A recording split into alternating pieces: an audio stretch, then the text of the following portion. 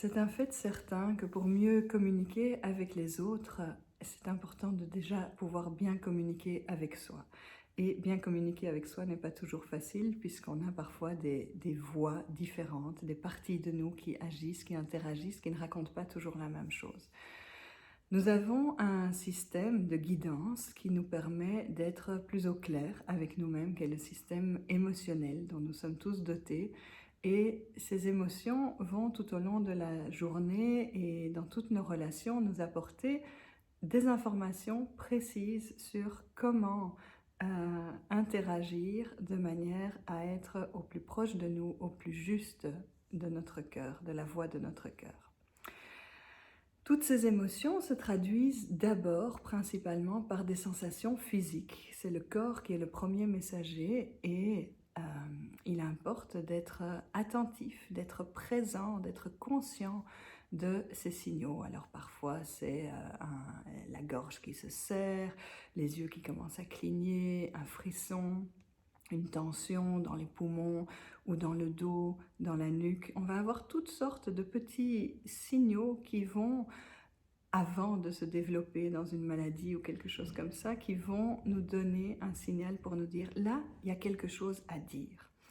Et quand nous sommes plus conscients et plus présents à ces signaux, que nous pouvons les décoder, nous pouvons juste après avoir accès à l'émotion qui est véhiculée. Est-ce que ça va être une colère, une tristesse, une peur, une joie?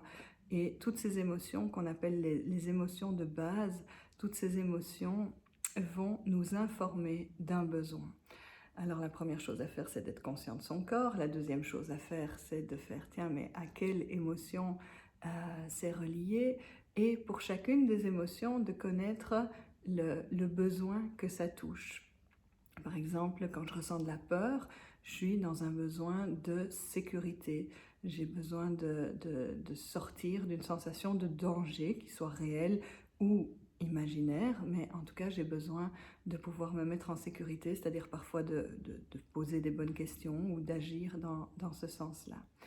Si je suis en contact avec de la colère, c'est que je vis sans doute une injustice, une intrusion, un manque de respect et que j'ai un besoin de réparation, de justice, un besoin de changement. Quand je suis dans la colère, il faut que quelque chose change, c'est-à-dire que la colère m'informe de ce qui se vit là, ce qui se passe là n'est pas bon pour moi et j'ai besoin d'en faire quelque chose d'autre.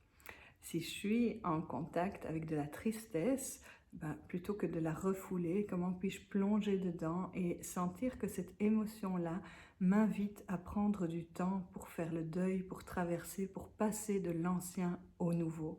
Et il y a vraiment besoin de traverser ces tristesses pour nettoyer sa maison intérieure, pour faire de la place au nouveau et accepter que ce n'est plus comme avant. Et ça demande souvent du temps.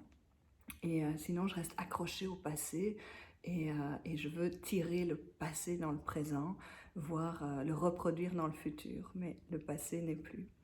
Et enfin, si je suis connectée à une émotion de joie, de satisfaction, de plaisir, eh bien, j'ai besoin de partager cela, de célébrer, parce que vivre la joie tout seul, eh bien, c'est moins satisfaisant que de la partager, que de l'offrir au monde.